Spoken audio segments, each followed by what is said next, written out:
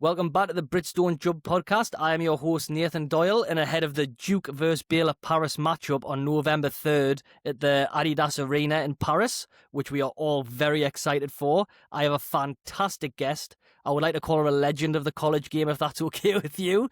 Duke assistant coach Kyra Elzy, how are you doing? I am doing fantastic. Thank you so much for the opportunity to get on your podcast today. No, thank you for the opportunity to chat to you. I think the main perspective is for me is to promote Duke versus Baylor, especially the women's college game, because I'm so excited now. We're so close to the start of the season. How are the preparations for you and your team? Preparations are underway. It's amazing. We cannot wait to get to Paris. It's going to be a lot of our players' first time traveling overseas or being in Paris. Obviously, the staff loves Paris. We can't wait to see the Eiffel Tower, take in all the wonderful culture, and of course, play a big game because basketball season is here. Let's go. I can't wait, honestly. I think with the WNBA season coming to an end, we're heading into NBA season now, we're heading into college basketball season. It feels like you get like a couple of weeks there where it lulls a little bit and then all of a sudden everything's back at once, isn't it? It's fantastic. It's fantastic. Basketball season is the best time. It's the best time of year. I'm so excited. And let's give a shout out to the WNBA. What a great finals. I mean, what the Aces were able to do. I'm a huge Asia Wilson fan. She was unbelievable. But we cannot leave out Chelsea, a Duke women's basketball former player here. So shout out to Chelsea Gray. And Jackie Young, what an amazing, talented guard. I mean, if you are looking at any of those games as an up and coming basketball player, that they should inspire you to want to get to the next level. Do you know what it is? I think Asia Wilson's probably because we do talk about Caitlin Clark, Paige Beckers, who have brought on the game, people's perspectives they have. But I think people forget that Asia Wilson, everything she does in the game, there's not many players out there where you put points on the board, you grab rebounds, blocks, steals, you do everything. And even when the Aces struggled at the start of the year, she was still performing out of her skin. I think she's been amazing all year, hasn't she? Well, and that's the reason why she racked up the accolades that she racked up. But I don't, people, obviously, she's extremely talented. But if you have a keen eye on the game, what she's able to do offensively, her versatility and her size, and to be able to score the way she does, but also the block shots, the rebounds, but more importantly, the competitive spirit in which she brings. So even when they were struggling, she was steady. And that just goes to show you, it doesn't matter how you start. They were struggling, but they ended up playing well and they had to figure some things out. And that's what sports is all about. It's not how you start, it's how you finish. I think we've got to give a shout out to Nalissa Smith as well. Did you come over? I think it was Dallas she came over from. And it seemed like the Aces season just turned on its head from when she came in. She's another player where you look and she might not put 20, 30 points on the board every night, but she's such an integral part of that team, isn't she? Absolutely. Along with DeWanna Bonner, there's just so many. And obviously Phoenix had to play well to get there. Obviously didn't come up how they wanted to, the outcome. However, they had a great year, but I thought across the board, it was great games in the W, which is great for women's basketball. Oh, I thought it was fantastic. It's really hard to watch the NCAA over here sometimes, and don't tell me wife. It costs quite a bit of money to watch it, but the WNBA is fantastic. You buy the league pass for the year, so I think it was maybe £20 for the whole season. Honestly, maybe it's because I've only been watching it for 3-4 years now, but that has to be my favourite season that I've watched. I think the talent that was on display, the young talent, and I was going to say some of the veteran presences. Wilson really isn't that old, but I just think it's been a fantastic season overall. Fantastic. And go ahead and save your money now so you can watch all the college games as well, because those are they're going to be very good games. So I don't want you to miss out. Don't you worry, I'm already going to be watching the UConn game later, so keep that one quiet if you can, right? So I will do that. I'm very bad at this, by the way. I get sidetracked quite a lot and I digress, so we'll try keep on track, but I can't promise you we won't end up talking about something very, very random. I can't guarantee that. Well, I like that about you. We have to think outside the box. Like, we don't want to be so rigid that we can't have fun on this podcast while we're on it. Let's Let's enjoy do it. ourselves, eh? Yeah, that's exactly right.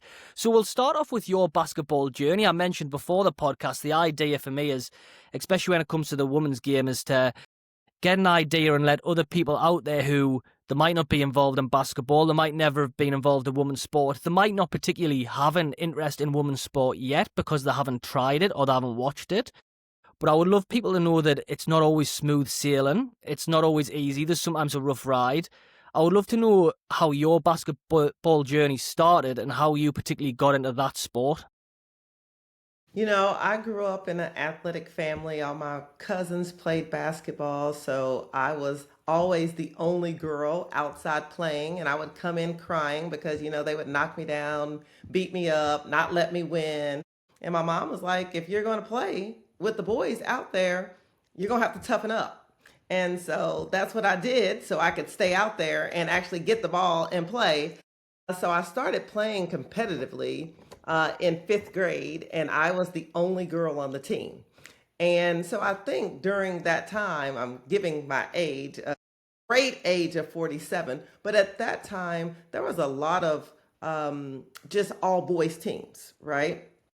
And so in sixth grade, I started playing AAU competitively and traveling, but I couldn't stay in my hometown. So I actually stayed in another town in Kentucky in order to play AAU basketball and to travel. So I was away from my family starting at the age of 12 over the summers, but basketball was important to me. But listen, it changed my life forever. I went on to play in college, which was amazing for the great Coach Summit, along with our head coach, Kyra Elzy. But there's work involved. I don't think people understand the sacrifices, the time away from your family, even during college. You commit a lot of time to put into your craft. But it was the best decision that I ever made to play at the University of Tennessee. Yeah, and you were quite successful there from what I say about it. 1997, Holly, well, I don't know her second name actually, Holly Defensive Player of the Year, 4-time SEC season champion, 3 times SEC tournament champion of Tennessee. How was that for you? You've grown up, you've got into basketball, you said you were getting knocked down when you were younger, and then you become this defensive presence. You start becoming a champion of the college game. How was that for you? Listen, I picked Tennessee and it was the best decision I've ever made, but it was also one of the hardest decisions that I've made because it was hard, right? And so, yes, we did win national championships, but that didn't come without struggle. In 1997, they were coming off a national championship in 96, and we lost more games and fell out of the top 25 for the first time in a long time. And everyone had counted us out. I think I cried enough tears to fill up the Tennessee River, literally. But Coach Summit really taught us that year about being resilient, being able to block out the noise, being able to perform, and raising the standard. When you didn't think you had any more, she was going to push it out of you. And that year, we turn it around and win a national championship. But I think I also learned during that time, a lot of people are talking about it right now, just the mental side of the game and mental health. And now I love it that colleges are offering mental performance teams that can help you develop as a player, but also to cope with the pressure to perform as well. Yes, misogyny was there and there was a little bit sexism that they didn't realise at the time. Is that something you went through in college and you had experience, or was that quite a nice period of time for you? It was a nice period of time for me. I think Coach Summit was such an icon and a legend and a leader. She protected us along with that staff from a lot of things that she might have been fighting. But she was definitely about women empowerment and showing us that we could make a difference as a woman, as a leader, as a future mom, as a future CEO. And she just instilled a toughness, a work ethic in us, and also teaching us how to handle failure and adversity. And you can still lay down and just quit, or you can get back up and swing, and you learn from your failures. It's not a failure, but you just learn from it. Well, how did you grow? How did you evolve? What will you do different to succeed the next time? Taking that all in with that kind of mindset. So when you were in college, obviously you had that resilient mindset going forward because of your coach, who sounds inspirational, by the way. She's giving me goosebumps as I sit here, I think. You're sitting there and your sole focus, I imagine, was to become a professional basketball player. Because you had that mindset, did you ever deviate away from that? Did you maybe think about your studies more, concentrate on your studies, or were you all in on basketball? Well, it's a student athlete, right? You have to be a student first and then an athlete. They go together simultaneously. And Coach Summit was big on it. And I love that about her. 100% graduation rate for all the Lady Vols. And so we had to go to class, we had to study. So she was all about the complete person, the complete player. For me, I had goals and dreams to play professionally as I was younger, when I was younger. And then I experienced some injuries. I had some ACLs. And then I, wanted to be a part of the sport, but didn't love it enough to practice and train the way you need to train to get to the next level. So I actually went straight into coaching. And so I left college and went into coaching and was basically the same age as my seniors. And now I've coached going into 25 seasons that Wow. I am now coaching and recruiting players of parents that I either played against or with. I don't, that full circle moment, That must be right? surreal for you, recruiting players like that when you've played with the parents. That must be crazy. So It is, but it's amazing. you talk about player recruitment, and you've got quite a CV for recruiting players, haven't you? 9 top 20 recruits. How much pride do you take in that kind of your work, picking players like that? Recruiting in the college game is the lifeline to your program. And so you have to be dedicated and focused, but it also is relationship based. What can you offer? They have one time to do this, 4 years in college. And so you want to make sure that you're helping them achieve their goals academically, athletically, socially, and life beyond. Because it's just not a 4-year relationship. It's after they graduate. Can you still help them? And do you all have the relationship that you want to have beyond the 4 years? So you mentioned that there about how they've got to be into the studies. Is that something you assess when you're checking out the talent? So obviously there's talent on the court, and then you've got work rate off it. Is that like a big factor for you personally when you're looking at these players? Well, absolutely. And it's a big factor for Coach Lawson. Duke is a prestigious academic school. And so it's hard to get in. And so there are different caliber of athlete that we recruit to Duke because they are very ambitious academically. They make unbelievable grades, they work hard, and they are focused on what they want to do after basketball, whether it's playing, like I said, whether they want to be a doctor or whatever they have in mind. But we take great pride in how our student athletes perform academically, and I'm proud to say we have tremendous grades over a 3.5. Well, is there any attributes that turn you off from a player? Like, if you go, I don't know, when you're saying you recruit them, do you physically go watch them, do you? Yes. So we go out on the circuit and we are allowed to watch a lot of games.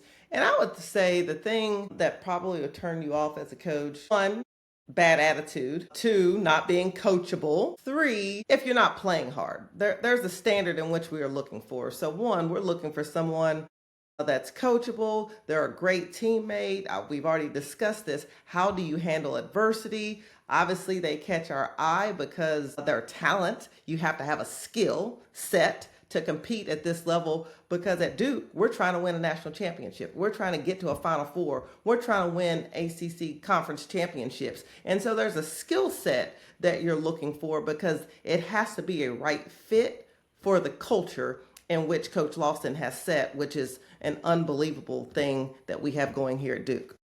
Yeah, so now you moved into, you're in your assistant coach role in Duke, which you see is a fantastic university on both sides. It's one that I think even in England you hear about more than any. If I'm scrolling through TikTok on the college game, it's Duke usually. You obviously get your South Carolinas and universities like that, but Duke's a prominent one. So personally, and I don't like to be biased, but I've got a little spot for Duke, and I'm not just saying that because you're here. Even Well, on the I like that you're biased. We can appreciate it. We like that you like Duke. See, do you know what I really think got us into Duke? And again, I'm going to digress. I was watching it. I was always a big Jared McCain fan because of his TikToks. He always made us laugh. And I'm a Philadelphia 76er fan, so when we drafted him, I was so happy. But that's how I got into Duke on the men's side. And then, obviously, I started watching the women's. And I got into that because of the Caitlin Clark-Angel Reese rivalry. And I got into the college game then. And then I started watching Duke on the women's side. And I was like, there's so much talent on both sides. I feel like you don't hear about the women's side enough, which really does annoy us now that I watch it so much. You see the talent that Duke has at the minute. It's just tremendous, isn't it? Are you excited for the season coming up? We're so excited for the season. It's a new journey, obviously new goals, new team, and you want to see how you can form and shape this team to be the best version of themselves. So last year is behind us, and you can't take that with you into the new year, but there's going to be new and exciting things and challenges ahead. But excited about this team and the product that Coach Lawson and the staff will put on the floor. Are you excited with the young core Duke seems to have? Toby Fournier, who seemed to have a tremendous year last year. I know she didn't start any games, but coming off the bench, she's a tremendous talent, isn't she? Well, Toby is a phenomenal talent. Obviously, she did not start last year, but does that matter? She was the rookie of the year, and how she impacted the game. Toby is young, but her talent, her ability to score, to catch the basketball, her versatility, her ability to rebound. But Toby's also tough, and she's a competitor. And so that's what makes her great. And she will continue to make strides this year, and she wants to get better and continue to learn. Along with Ashlyn Jackson, she was an all ACC player last year. Her ability to shoot the three, she shoots threes like people shoot free throws. She's just going to let it fly. She has the confidence. She's put in the work. This year it's been fun to see her game continue to evolve as she's playing downhill a little more. We have Jaden Donovan, who is all defensive team. Her ability at her size to rebound and guard the basketball. I mean, I could go down the list of all the players that we have and why this team is special. I don't want to leave out T. Mayer, been our starting point guard. She's playing with, I think seniors just play with a different sense of urgency, right? They can see the end is coming. They don't want to miss a moment. And she's playing like that. Delaney Thomas, unbelievable. Steady. She is tough. You know what you're going to get. Yeah. She makes us different. So excited about that. And then we have a young point guard. I can't wait for everyone to see what M. Skinner can bring, a 6'2" point guard. That's unusual, isn't it? That's not bad at all for you, is it? That's great, right? But her ability to pass and see the game and understand the game. So we have a chance to be really, really good. Obviously, everything has to gel, but the base for us is Coach Lawson's vision. We play so hard defensively. We are going to lay it out there. That is the standard, the high motor, the high energy, the intensity, but that all comes from the top because that's how Coach Lawson played as well. So what does success look like for Duke this year? You've mentioned you want to get to a Final Four. That must be the golden standard for you guys. And we're talking about, you've got seniors there, like Regan Richardson as well, who I haven't even mentioned yet.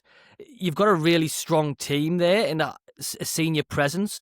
What does success look like this year for you guys? Well, I mean, obviously, those are things that we'll talk about in-house and as a team. But right now, we're trying to be the best version of ourselves. Are we ready to compete? Are we ready to give our all when we step on the floor? Obviously, you have goals and dreams, but right now, we have to have a short vision of what do we want to do right now? And right now, it's get ready for our first game and get ready for the non-conference. And how can we be the best version of ourselves as we approach that part of our season?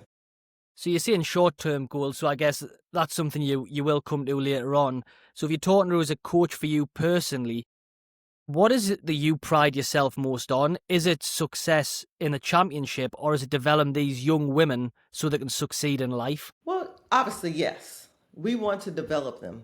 Our job as coaches and coach as the leader of our fearless leader of our program is to make sure that we give our best for them to achieve and attain the success that they came to Duke for. And yes, you hope it turns out as a championship, right? That's every coach's dream. But in the immediate, our job is, are they having the best academic success that they can have? Are they growing and developing as young women? Do they have high character?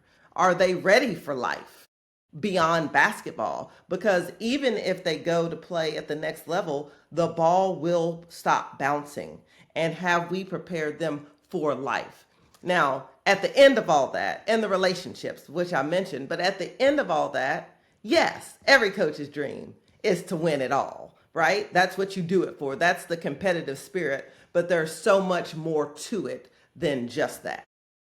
Yeah, so when you look at the women who have succeeded, for instance, certain Atlanta Dream guard, Rhiannon Howard, who you might know quite well, do you? Yes, So, Ryan yeah. Howard is a good one. So we're looking at that is, and obviously, especially in the WNBA, with I know franchises are coming, expansion franchises, but it is still a small league, isn't it? How do you, when you see the WNBA players such as Howard who made it, what kind of attitude do you need to do that? Because you mentioned you've got to be all in on your studies as well. How much hard work and determination does that take? How much sacrifice does it take to make it? Well, it's like anything that you want to be successful in, right? You have to work at your craft and you have to be willing to sacrifice whatever that is, put in the hard work, whether it's shooting, whether it's rebounding, whether it's being a student of the game. There's just so much that comes with it. And at the next level, you have to continue to work when you get there. Just like college, a lot of people are getting recruited, and then when they get to college, they're like, I made it. No, the hard work just now started because there's only 1 degree of separation between you and the next for you to get on the court. And then it gets even harder every level that you go up. And so you have to be committed and willing to put in the work to find the success that you want. I think I'm going to go off script because I'm a really big fan of Rhiannon Howard. And I thought this year, because the Atlanta Dream really did surprise us how well they'd done. They kind of came out of nowhere, I thought personally.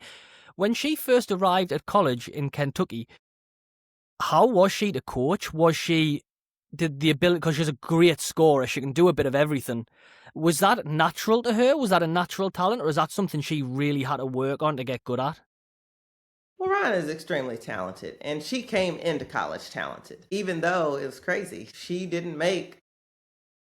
wasn't a McDonald's All-American. She I didn't didn't make know the that, first no. team. So, that just goes to show you that rankings don't always matter because what she was able to do. But Ryan came in as a talented three-point shooter. She could do that well. What she didn't like was finishing at the rim with contact. So her game evolved every year. So her first year, it was, can she get to the rim and play on balance and finish with contact? The second year, it was her pace of play. She continued to get better there. Her third year, it was like, okay, now they're trapping, they're double teaming you, they're icing you, they're doing different things to you. And she had to be able to read. And then, her fourth year, it was like, can I play under pressure? I am projected to be the #1 draft pick. And she started off rough and then she finished the way she needed to finish. So she's put in a lot of work and dedication, and it's paid off for her. And I'm extremely proud of her. So when them rankings come out, so you obviously the lottery picks, so even now I can see people are already going for Lauren Betts of UCLA as the #1 pick. When you, like for instance, when Rhiannon went into that year and you said she started off rough, how do you guide them away from, especially in the world of social media? I bet that's an absolute storm for you guys now. How do you keep them away from that slightly and get them to concentrate on the game, or is it kind of impossible? I don't know if it's impossible, but I think your job is to give them clarity and guidance. And so whether if social media was hindering your process or clouding your mind, those are things that you talk about, those honest conversations that goes back to relationships and trust. And social media does change the game because it's immediate access to players and coaches, but also you have to have a form of resiliency and being able to perform under pressure, which is hard. And so for all the athletes, I think, keeping a clear mind does help them move forward. What is your opinion? Because like, if you being a coach, what is your opinion on social media? Is that been, especially for the women's game, because it's how I stumbled across it was TikTok. So like, it's not that I didn't want to watch it. Like when I was younger, actually, I was quite lucky. My dad took us to. I support a team called Sunderland in soccer, and we always have been terrible. So one year he got really sick, and he took us. He didn't want to watch the men's team anymore, so he actually took us to a women's game. So I was quite lucky in that respect. Whereas my dad, really, he would watch anything. To him, sport is sport. So now with the rise of the women's game, especially with social media, is that something you're happy's in place, or do you think it has too many negatives to it? I mean, there are some negatives to it, but I also think social media has some positives. It gives you a different level of exposure, a different level of connection with the players and coaches, which are a good thing. And also, it allows our players or players across the country to kind of show their personality for their brand for the future. So you can use it in a positive. Me personally, if it starts affecting you negatively, maybe that's when you take a step back from it. Do the players get training on it now? Because I know in this country that they tend, especially in football and soccer, they say you get social media training. Is that something you implement or put in place, or is it kind of something you just guide your players through?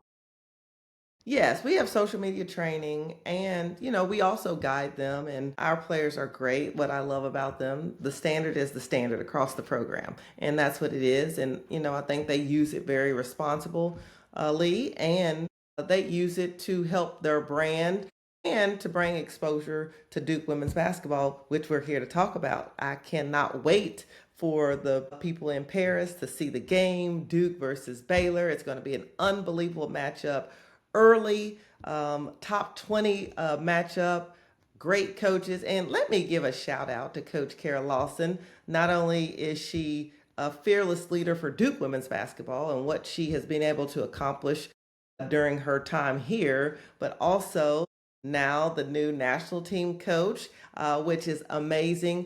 And she has earned the right, and the work that she has put in has paid off. So I want to give a shout out to Coach Kyra Elzy, my sister, friend, mentor, boss, and all of it. She deserves every second of it. And am I right in saying she'll be in charge of the national team for the Olympic Games as well?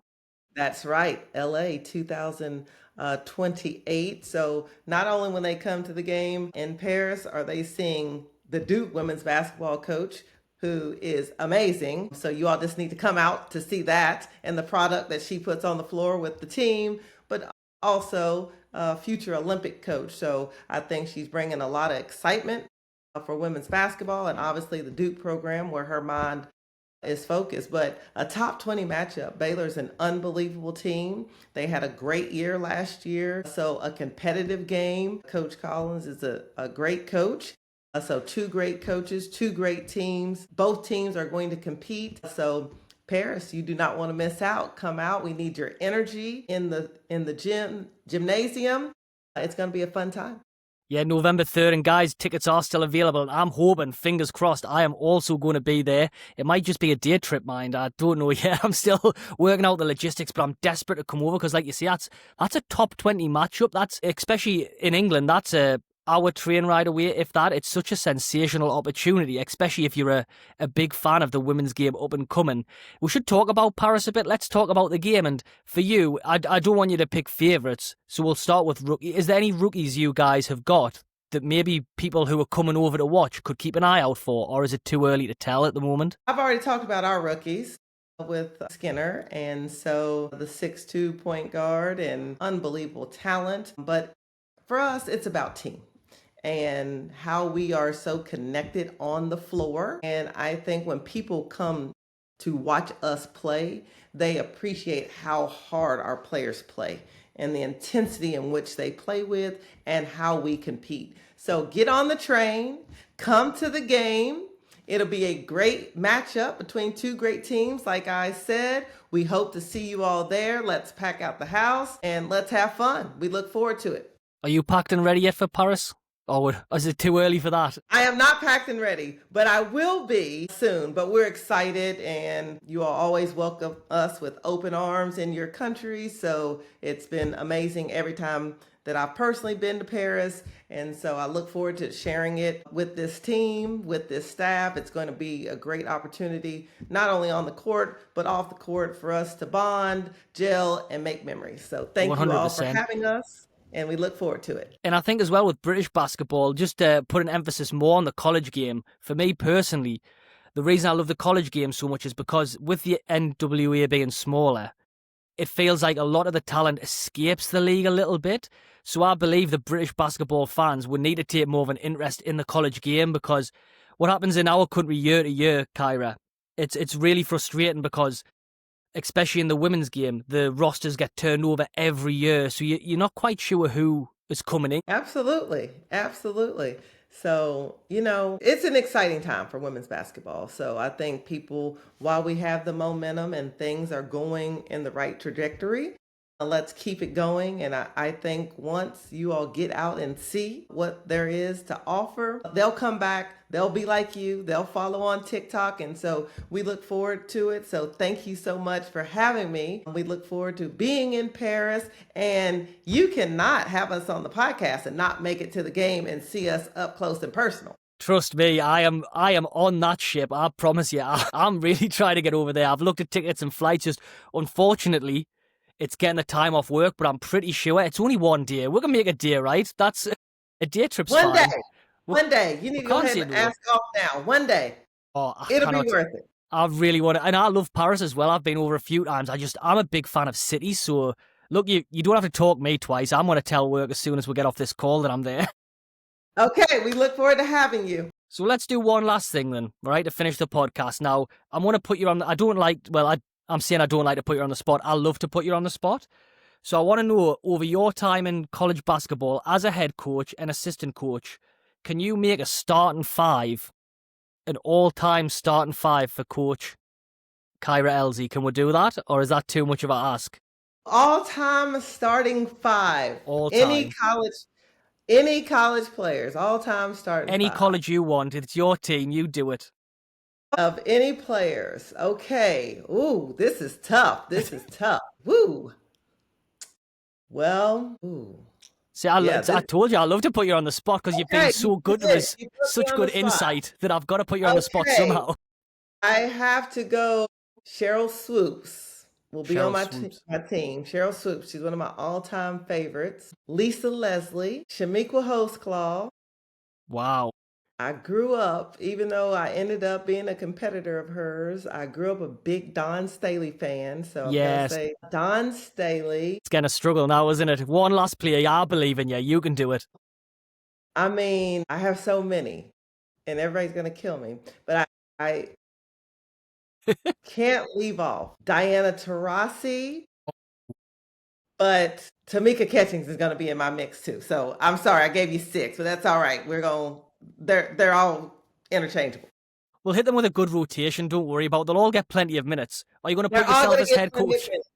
Are you going to put yourself as head coach of that team, are you? Say it again. Are you going to put yourself as head coach of that team? Oh, I'm definitely going to be the head coach of that team because they're going to coach themselves. That's talent. I don't have to do anything except put them out there. No, I think that's a fantastic starting five. A little bit of everything in there, isn't there? It's not just one way. You've got a little bit of everything. You have to have a little bit of mix. So thank you so much. You've been amazing. We look forward to coming over. It's going to be a great game. November 3rd, we will see you there. Yes, thank you very much. And tickets are still available, guys. So if you're from Great Britain, it's only a short train ride away. Make the day trip with us. We're going to make a nice little group. November 3rd, Paris, Duke vs. Baylor. We're not going to miss it. Thank you so much for joining us. Thank you so much for having me. Thank you all. And another episode will be out later this week with an NBA Western Conference preview. So thank you all for joining us both.